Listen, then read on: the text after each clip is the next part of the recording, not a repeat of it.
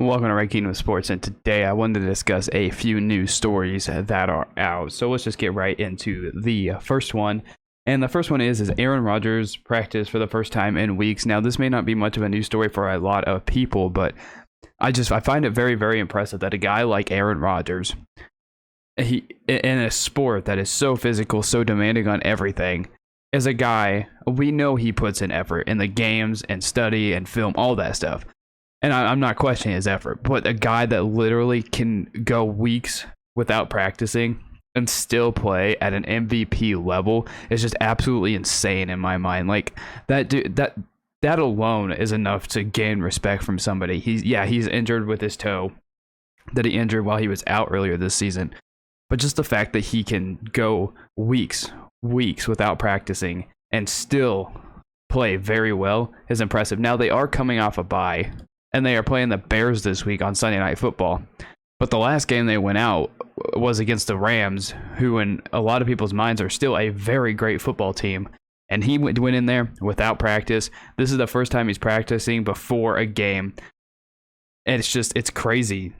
And Aaron Rodgers, it's just his ability to just go into games without practicing it's impressive. Aaron Rodgers, he's a really great football player, and just the fact that he's able to go in there without practice is just something that is just amazing. It's something that you don't see from a lot of football players, from any sport players, because basketball demands a lot of practice. Hockey, baseball, you have to you have to pitch a lot, you have to get some batting practice in. Football is just as demanding with practice, and the fact that in a sport like this where Aaron Rodgers misses time and can still come in and legit still have a chance to win the MVP, it's crazy to me. It's absolutely crazy.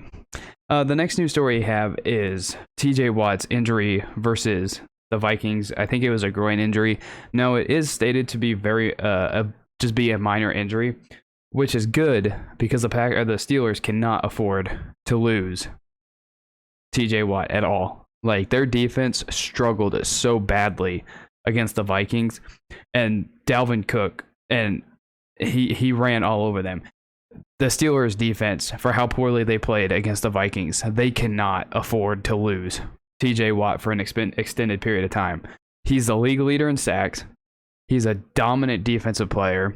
Legit could win defensive player of the year even with all the time that he has missed. You do have Myles Garrett that's played well, but it's just the fact that the Steelers, even the small chance of losing TJ Watt for a small period of time it's devastating to that team, because they were terrible on defense against the Vikings. That was one of the worst defensive performances I have seen in a while, and I saw the Chiefs play weeks 1 through 6.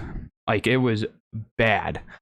But the Steelers, they can't afford it. They cannot afford it. That defense took hits. He's such a vital key piece to that defense, and losing him is just gonna one guy, and Ben Roethlisberger said it, a guy that could legit get MVP votes, having him out it really hurts the Steelers.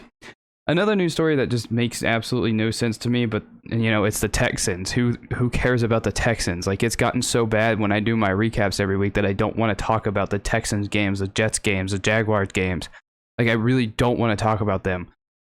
But Davis Mills is starting for the Texans for the rest of the season over Tyrod Taylor. Whatever. You make it of whatever you want. I don't understand David Coley at all. I don't understand the Texans. I don't pay attention to the Texans. I guarantee you even Texas fans don't even pay attention to the Texans, because that organization is absolutely terrible. It is ran poorly. Bill O'Brien actually absolutely killed that franchise when he was there as a head coach and the GM.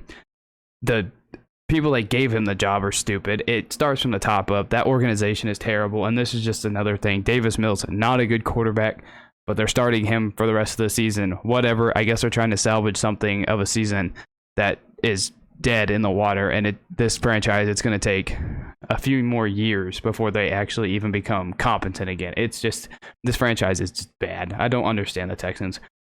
Mike McCarthy basically guaranteed a win against Washington, which is absolutely one of the dumbest things you can do. Like, bulletin board material is not something you want to give an opponent right before a game, especially when the head coach is Ron Rivera, when he's a great defensive head coach, and just that tiny bit of mojo, tiny bit of bulletin board material, that tiny bit of a jab towards him and his team, it's just stupid. Like, why I don't understand why Mike McCarthy did that. Guaranteeing a win, especially against a divisional rival who has been very hot recently, and the Cowboys, who have definitely shown they can struggle at times. They did not play very well against the Saints, in my opinion, offensively. Dak still looked off. And to guarantee against a team that literally Washington wins out, they're in the playoffs. Washington controls their own destiny. And the Washington beats the Cowboys twice, and the Cowboys struggle. We could be discussing Washington as potentially winning the NFC East. So I don't know what the Cowboys are doing and Mike McCarthy is doing by guaranteeing a victory. But that was an absolutely dumb take by him. There was no reason for that, because he just put even more pressure on his team that has not been performing up to its standards, getting embarrassed on Thanksgiving, albeit by the refs, playing bad against the Saints offensively. Now, their defense is good, but they were playing Taysom Hill with a limited finger, who's a bad quarterback to begin with. But Mike McCarthy is just an idiot. And the final thing, I want to discuss, was Dalvin Cook dominating against the Steelers. Like, I just don't feel like that got talked about enough, just because of the fact that just how crazy that game was. It was 29-0 at one point. The Steelers were able to make it an 8-point game. It literally came down to the last play, like it does for every single Vikings game all season long. But Dalvin Cook, man, what a performance. And credit to that offensive line. That was an impressive performance. Like 150 yards in the first half. He was over 200 yards total for the game. Dalvin Cook had an amazing game. That offensive line looked great. That was one of the best running performances I have seen in a while. But you also have Jonathan Taylor. Those two are arguably top 2, 3, 4 running backs in football right now. Like, you have Derrick Henry when he's healthy, Dalvin Cook, Jonathan Taylor. I'm sure I'm missing a couple, but those three off the top of my mind are just three of the best running backs in the NFL right now, albeit Derrick Henry's injured. But just Dalvin Cook's domination against the Steelers was really fun to watch. And like Troy Aikman said, those holes were huge. They were like 10-yard gaps. But those are the news stories that I found here on this Football Friday. Give me your thoughts down below of what you thought of them, and I will see you in the next one.